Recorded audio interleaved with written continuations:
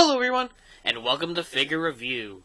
On this episode, I'm continuing my look at WWE Elite 23 with Antonio Cesaro. Now this, of course, is from his United States title reign. He got some pretty cool accessories and some unique features, so let's take a look. First and foremost, we get a pretty cool, although somewhat fragile, United States flag. And you might ask, why is the flag fragile, Phil? Well, aside from a tongue twister, it's because it's paper. So you would have to be pretty careful with this thing. It will fold, it will crinkle, it will tear. So if you want to display it, be careful with it.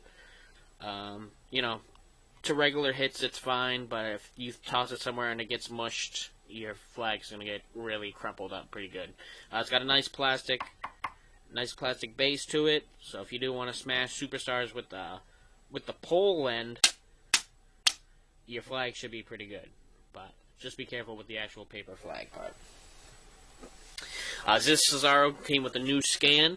A lot of people prefer it over the original one. I personally like the original Cesaro scan, even if the beard was too dark. I felt the likeness was there. Some people would beg to differ. We all have our own opinions. He also comes with the United States Championship, of course.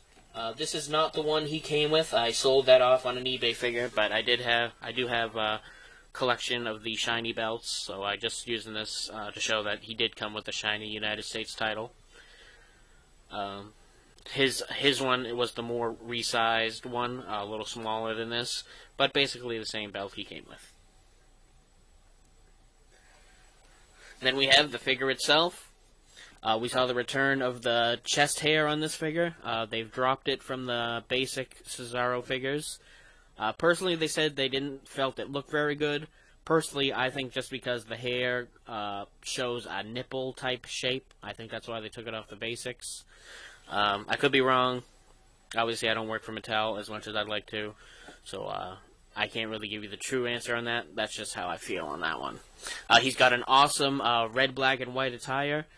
Fans of mine who watch the shows regularly know I love red and black, so anytime we get a red and black attire, I am all for it.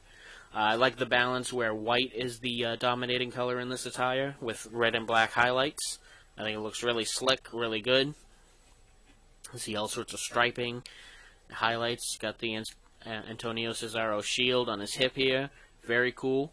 And then we get to a very unique feature of this figure, is his thigh wraps. And this is where I'm going to actually, usually I'm all for Mattel and their details. This one I think they could have done a little differently.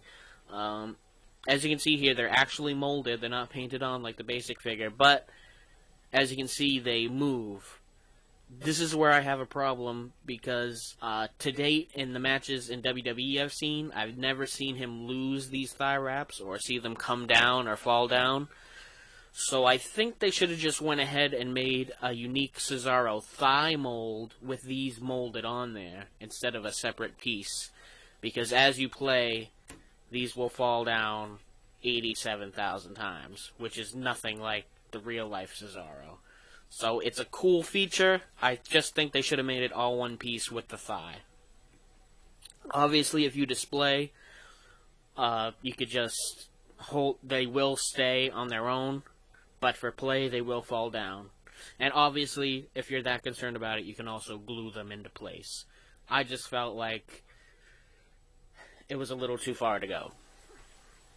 Moving on from that, he's got the red and white socks sticking out of his boots. Very cool. And then, of course, black and white boots.